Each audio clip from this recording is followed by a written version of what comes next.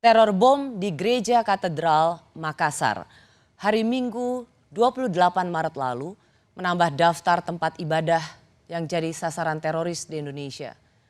Begitu banyak orang telah jadi korban. Ada yang meninggal dunia, lumpuh, hingga cacat seumur hidup. Termasuk anak-anak yang direnggut kebahagiaan masa kecilnya. Malam ini saya ingin ajak Anda untuk mendengar suara korban. Kita perlu diingatkan tentang mereka yang telah jadi korban dan bagaimana mereka harus melalui tahun-tahun kehidupan mereka. Kita telah bersama dengan Tiur Novita Sagala, orang tua dari Alvaro Sinaga yang jadi korban bom di gereja Oikumene, Samarinda tahun 2016 yang lalu. Selamat malam Bu Novita.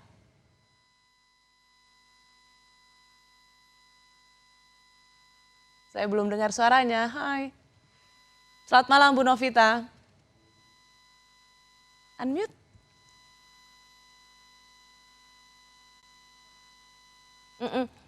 Di unmute Ibu Novita. Hai. Selamat malam Mbak Rosi. Selamat malam. Jam berapa di Samarinda sekarang? Jam 9:04. Udah 1 jam lebih awal. Saya terima kasih sekali. Saya tahu ini seharusnya menjadi waktu istirahat Ibu dan juga keluarga. Saya sungguh berterima kasih mau meluangkan waktu untuk Rosi. Ibu Novita ini adalah ibu dari Alvaro Sinaga, berusia 5 tahun saat jadi korban bom. Alvaro mengalami luka bakar di sekujur tubuhnya. Saya sebenarnya ingin tahu apa kabar Alvaro. Dan ia menulis surat ini untuk saya.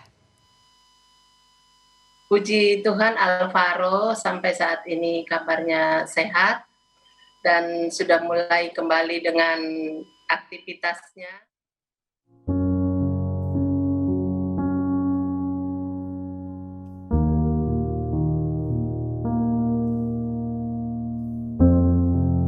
Halo Tante Rosi, namaku Alvaro.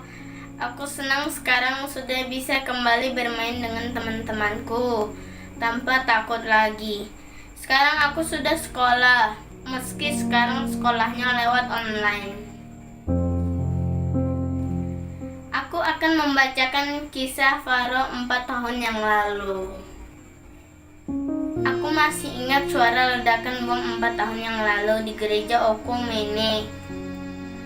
Saat itu ada suara ledakan dekat sekali denganku. Telingaku sakit. Aku takut. Tiba-tiba badanku terasa panas, di rambutku ada apinya. Sakit sekali rasanya. Lalu aku melihat orang-orang berteriak dan berlarian. Kemudian abangku datang dan menggendongku sambil mengusap apinya di rambutku. Aku dirawat di rumah sakit berbulan-bulan di Samarinda dan 10 bulan di Kuala Lumpur. Sampai aku bosan. Aku pengen bisa cepat main sama teman-teman. Untung saja dokter dan suster selalu menghiburku.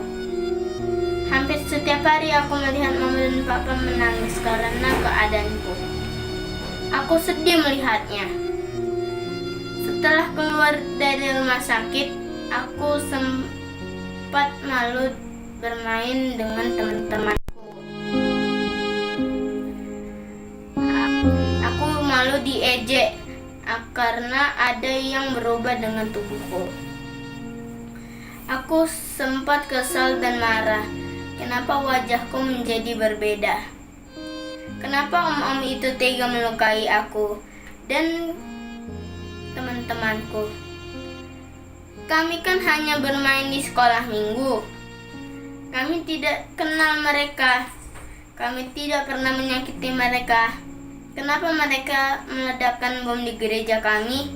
Kenapa mereka membenci kami? Tapi mama bilang aku tidak boleh membenci sama mereka yang meledakkan bom itu. Mama bilang Tuhan minta untuk mengampuni yang mengasihi mereka, karena mereka tidak tahu apa yang mereka lakukan kepada kami. Mama juga selalu bilang untuk selalu mendoakan mereka agar hatinya dibukakan Tuhan untuk saling menyayangi dan tidak melakukan itu lagi. Sekarang aku sudah mengampuni dan tidak membenci mereka. Aku juga berdoa supaya tidak ada lagi bom di Indonesia. Aku juga minta kepada Tuhan supaya orang-orang tidak ada lagi yang saling benci, semuanya bisa hidup saling menyayangi. Aku berdoa semoga tidak ada lagi. Aku mau jadi polisi dan juga dokter agar aku bisa membantu orang sakit yang tidak mampu. Karena waktu aku di rumah sakit Kuala Lumpur, papa mama tidak ada uang, tetapi puji Tuhan banyak uluran tangan buatku.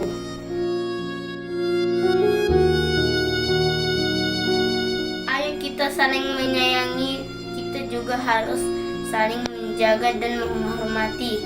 Walau kita berbeda agama maupun suku, agar kedamaian negara kita dapat terwujud.